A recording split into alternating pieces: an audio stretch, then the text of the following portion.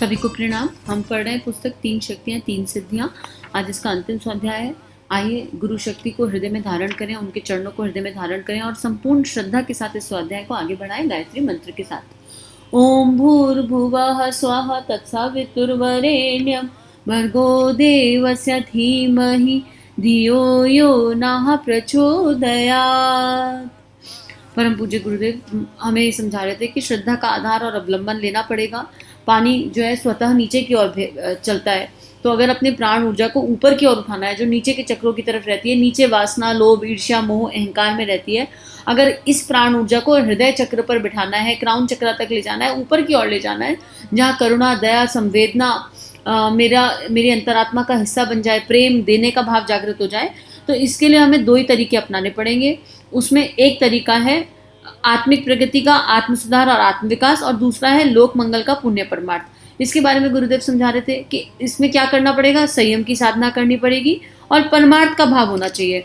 और परमार्थ के भाव में जब हम परमार्थ के भाव की बात करेंगे तो परमार्थ मतलब होता है आपके पास जो भी पूंजी है उसे सेवा के लिए लगा देना, आपका समय, श्रम, मनोयोग, साधन, प्रतिभा, प्रभाव सब कुछ लगा देना। और व्यक्तित्व को बनाना है तो श्रद्धा चाहिए, क्योंकि बहुत ऐसी चुनौतियां आएंगी, उन चुनौतियों में हम इधर उधर हो जाएंगे, गिर जाएंगे। कैसे? अरे कैसे चलेगा काम, हो पाएगा कि नहीं हो पाएगा। ऐसे में अगर अंतःकरण में श्रद्धा का बीज है तो वही एक ऐसी शक्ति है जो हमें आगे बढ़ाने में, ऊंचा उठाने में मदद करेगी, क्योंकि ये भाव संवेदना है। श्रद्धा मेरी अंतर्मन की पुकार है मेरे परमात्मा के लिए, मेरे इष्ट के लिए। ऐसी पुकार के आंसू गिर जाएं तो, और जिसके पास श्रद्धा की शक्ति है वो आध्यात्मिक और भौतिक दोनों क्षेत्रों में अच्छा कर सकता है। इसी बात को गुरुदेव आगे समझा रहे थे कि अगर आपके पास श्रद्धा है तो आपकी मूर्ति में से, जैसे मीरा की मूर्ति में से भगवान श्री कृष्ण प्रकट हो गए, आपके अंतःकरण से परमात्मा प्रकट हो जाएगा। आपके पास श्रद्धा है तो कोई सारथी, कोई कृष्ण सारथी बन के आपके जीवन की बागडोर अपने हाथ में ले लेगा। तो यही बात गुरुदेव इसको आगे समझा रहे हैं और आगे लिख रहे हैं। भौतिक क्षेत्र में जो ऊर्जा का महत्व है, ठीक वही भूमिका आध्यात्मिक क्षेत्र में श्रद्धा निभाती है। चेतना को उत्कृष्टता के ढांचे में ढाल सकने वाली यही कारगर भट्टी है। श्रद्धा विहीन को उत्कर्ष के मार्ग पर कुछ कदम चल सकना भी कठिन पड़ेगा। वह पक्षाघात पीड़ित की तरह कुछ कदम चलकर ही लड़खड़ा जाएगा और धड़ाम से नीचे गिर पड़ेगा। श्रद्धा वह एकमात्र अवलंबन है जिस पर बिठाकर आत्मचेतना को प्रक्षेपास्त्र की तरह गुरुत्वाकर्षण रहते अंतरिक्ष तक पहुंचाया जा सकता है। अध्यात्म क्षेत्र के जितने भी चमत्कार हुए उन सब में श्रद्धा को ही परिणति कह सकते हैं। वही पाषाण प्रतिमा में सशक्त देवता का उद्भव करती है। उसी के प्रताप से मिट्टी का ढेला गणेश बन जाता है, वैसा ही प्रतिफल उपलब्ध कराता है। एकलव्य के द्रोणाचार्य, मीरा का पाषाण, खंड गिरधर गोपाल, रामकृष्ण परमहंस की खाली, शिवाजी की भवानी प्रकारांतर से श्रद्धा की ही परिणति थी। यदि उन कलेवरों में से श्रद्धा के प्राण को अलग कर दिया जाए तो उनका कलेवर नगण्य स्थिति में बनकर रह जाएगा। भयोत्पादक क्षेत्रों में झाड़ी के भूत बनने और उससे डरकर कईयों को बीमार पड़ते मौत के मुंह में जाते देखा गया। रस्सी को सांप बनते देखा जाता है। वह कथा बहुतों ने सुनी होगी, जिसमें मृत्यु 5000 को मारने आई थी और 15000 मर गए। यमराज ने जवाब तलब किया तो मौत ने संक्षेप में इतना कहा कि उसने तो 5000 ही मारे, शेष 10,000 तो डर के मारे मर गए और उसके पीछे लग गए। यंत्र विद्या की सारी प्रक्रिया इस डर डराने के ऊपर टिकी हुई है। श्रद्धा में भाव संवेदना तो प्रधान होती है, पर यह अविवेकपूर्ण नहीं होती, अर्थात अंधश्रद्धा नहीं होती। उसमें व्यक्ति आदर्शों को प्राण प्रिय मानकर उसके लिए उसी प्रकार समर्पित हो जाता है जिस प्रकार की भक्त भगवान के लिए समर्पित होता है। भक्तों में हनुमान का उदाहरण प्रमुख है। राम भक्त भरत की चर्चा भी इसी रूप में होती है। पतिव्रताओं के आत्मसमर्पण का उल्लेख भी इसी रूप में होता है। यूं प्रचलन के हिसाब से भगवान की कोई प्रतिमा कल्पित कर ली जाती है और उसी की पूजा अर्चना, ध्यान धारण परक क्रिया कृत्यों को ही श्रद्धा भक्ति की अभिव्यक्ति मान लिया जाता है। इसे प्रयास का शुभारंभ कह सकते हैं। मार्गदर्शक पट्टिका की तरह इस पर इसे दिशा संकेत मात्र का ही बोध होता है।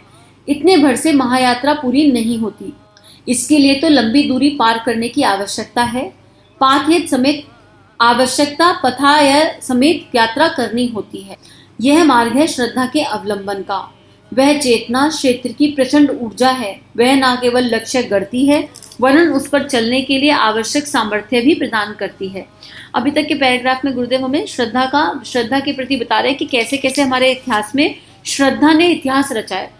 रामकृष्ण परमहंस की काली, माँ मीरा के कृष्ण, ये सब श्रद्धा का इतिहास था। और लोग भय से मर जाते हैं। अगर आँख पे पट्टी बांध दो किसी की और पट्टी बांध के कहो आपको एक रूम में किसी इंसान को एक रूम में ले जाओ, रूम में ले गए और फिर वहां पर पहले उसको सांप दिखा दो, तो डर गया वैसे ही वो इंसान। अब उसको आंख पे पट्टी बांध दो और फिर उसको 2 पिन चुभो दो और कहो तुमको सांप ने काट लिया, तो आप यकीन मानो वो इंसान डर से मर जाएगा। सांप ने नहीं काटा, वो चुभे हुए पिन उसके मन में, उसके अंतःकरण से वो जहर उत्पन्न कर देंगे। क्या हुआ? ये विश्वास, श्रद्धा कि मेरे को सांप ने काट लिया। लेकिन ये श्रद्धा कहाँ टिक गई? गलत जगह टिक गई। तो श्रद्धा कहाँ टिकी है वो भी बहुत महत्वपूर्ण है। मेरी श्रद्धा श्रेष्ठ उद्देश्यों के प्रति, श्रेष्ठ व्यक्ति के प्रति, श्रेष्ठ आचरण के प्रति, श्रेष्ठ ऊर्जा के प्रति टिकनी चाहिए। अगर यही श्रद्धा किसी अनुपयुक्त के प्रति टिक गई तो आप उसी के गुण अपने में धारण करना शुरू कर दोगे और आपका भी पतन होगा, सामने वाले का तो जो हो रहा है सो रहा है, आपका भी पतन हो जाएगा। तो यहाँ अंधश्रद्धा की बात नहीं कर रहे। ये वो श्रद्धा है जो भीतर प्रेम और भक्ति जगाती है, और प्रेम और भक्ति से उत्पन्न मणि, प्रेम और भक्ति से जागृत मणि विवेक और प्रज्ञा को जगा देती है। यहाँ पर उस श्रद्धा की बात हो रही है। तो ऐसा नहीं हो रहा कि भैया अगर हम मंदिर नहीं गए, ऐसी श्रद्धा की बात नहीं है कि अरे हम रोज मंदिर जाते हैं, मंदिर में जाके दिया जगाते हैं और हम अगर 2 दिन मंदिर नहीं गए तो हमारा कुछ अहित हो जाएगा। ये भय है, ये श्रद्धा नहीं है, ये भय है। श्रद्धा इंसान को भय मुक्त बना देती है, पूरी तरह भय मुक्त बना देती है। तो यही इसी मार्ग की बात कर रहे हैं गुरुदेव, क्योंकि श्रद्धा एक एनर्जी है। एवरीथिंग इस यूनिवर्स में जो कुछ भी है वो ऊर्जा है। और अगर मैं अपने भय की, अपने लोभ की, अपने मोह की ऊर्जा को ट्रांसफॉर्म कर दूं और ट्रांसफॉर्म कर दें अगर हम उस ऊर्जा का, तो वो ऊर्जा किस चीज में कन्वर्ट हो जाएगी? वो ऊर्जा पॉजिटिविटी में कन्वर्ट हो जाएगी और मुझे यूनिवर्स से वही सब मिलने लगेगा जिसकी मुझे चाह है। तो यही बात गुरुदेव यहाँ समझा रहे हैं कि आदर्शों के प्रति श्रद्धा। आगे लिख रहे हैं, आदर्शवाद की दिशा में महामानवों द्वारा जितनी कुछ भी बढ़त बन पड़ी, उसके मूल में श्रद्धा की शक्ति ने ही काम किया। बिना उसके ना तो आत्मसंयम बरतना बन पड़ता है और ना त्याग बलिदान। इसके बिना आदर्शवाद का निर्वाह कैसे हो? सेवा साधना के लिए श्रम साधना लगते कैसे बन पड़े? मन कैसे खाली हो जो वासना, विलासिता, अहमता, संकीर्णता से ऊंचा उठकर कुछ ऐसा सोच सके जिसमें उत्कृष्टता अपनाने के लिए उमंगे और कारगर योजना बने। श्रद्धाविहीन इस दिशा में कुछ भी सोचने में असमर्थ रहते हैं।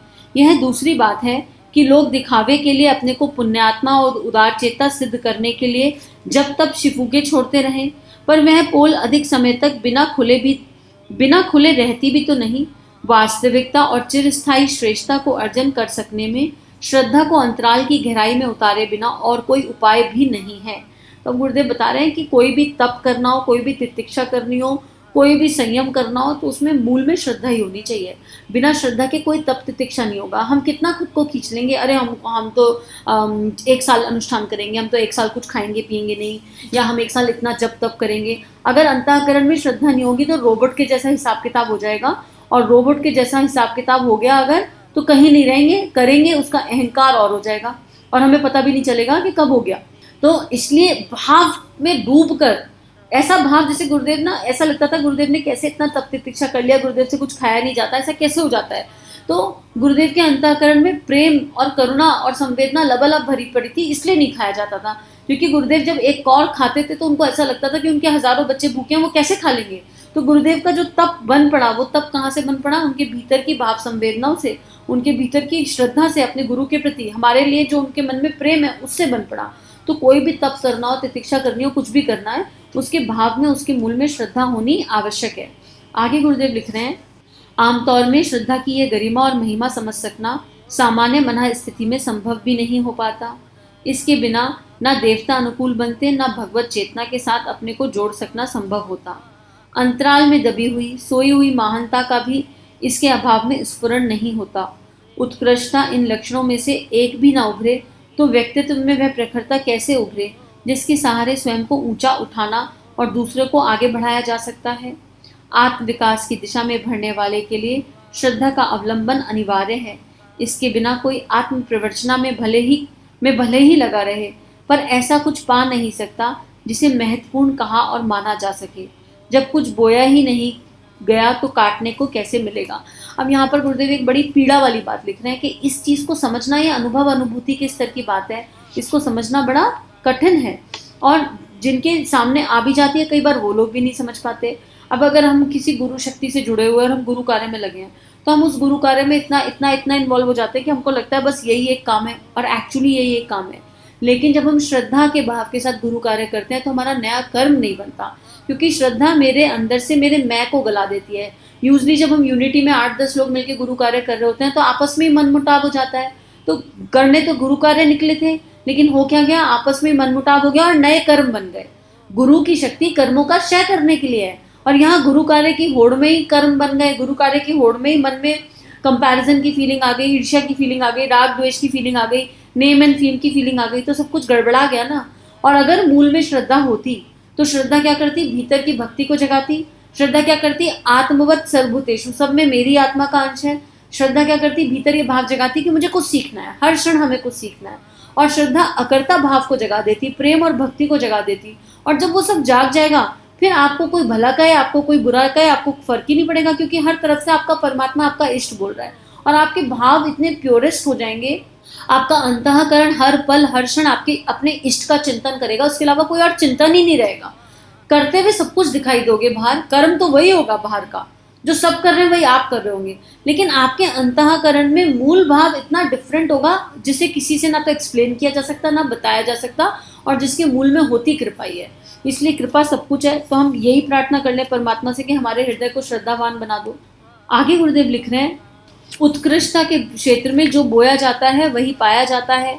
आत्म विकास के रूप में आगे बढ़कर वो कोठे भर देता है। इस बीज का संचय इसी आधार पर बन पड़ता है कि अपने को तप तितिक्षा की कसौटी पर कसा जाए, लपसा लालसाओं में कटौती करके उस बचत को आत्म उत्कर्ष के लिए नियोजित किया जाए। यह सब करा सकने की शक्ति मात्र श्रद्धा से ही उपलब्ध होती है।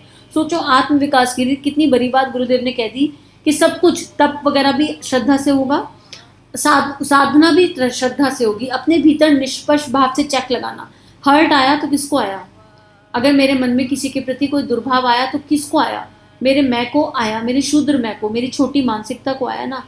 और जब श्रद्धा होगी तो मुझे मेरे विराट की ओर ले जाएगी, मेरे परमात्मा की ओर ले जाएगी, और मुझे समझ में आएगा कि मुझे आत्म भाव में जीवन जीना है, अपने रोल प्ले करते हुए। और हम कहाँ चले गए, हम तो शरीर भाव में चले गए। श्रद्धा इंसान को शरीर भाव से आत्म भाव की ओर खींच के ले जाती है।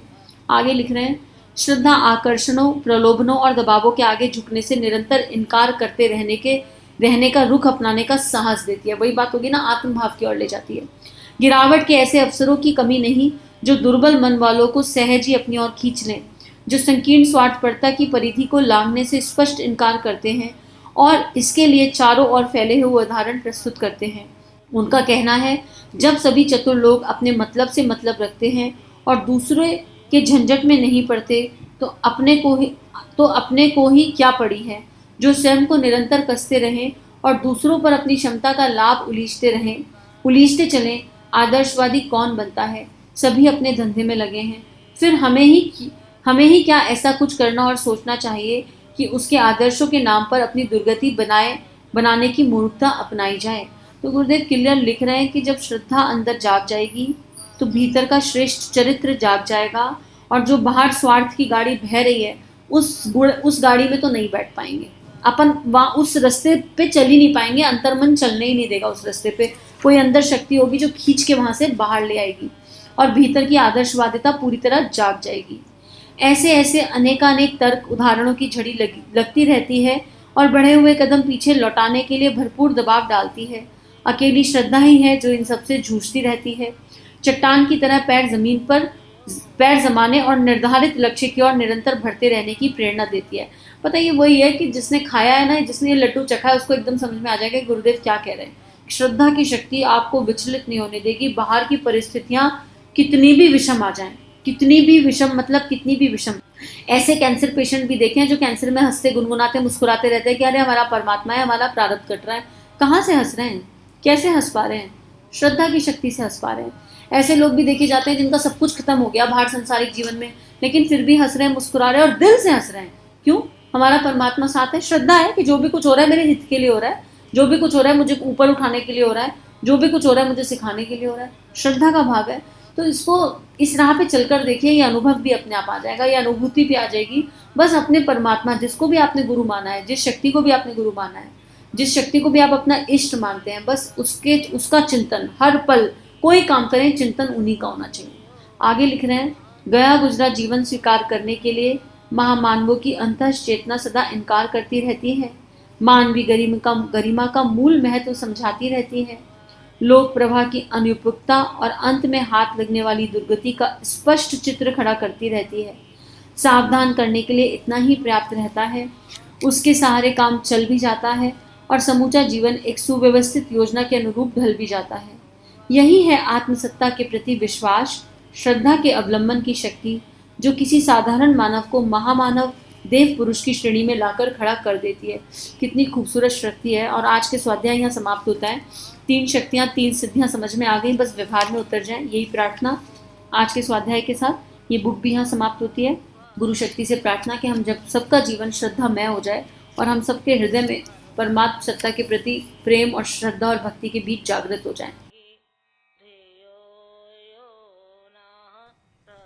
हमारे YouTube चैनल को सब्सक्राइब कीजिए और बेल आइकन पर क्लिक कीजिए ताकि आने वाली सभी वीडियो की नोटिफिकेशन आपको मिलती रहे। आप सभी को बहुत बहुत थैंक यू।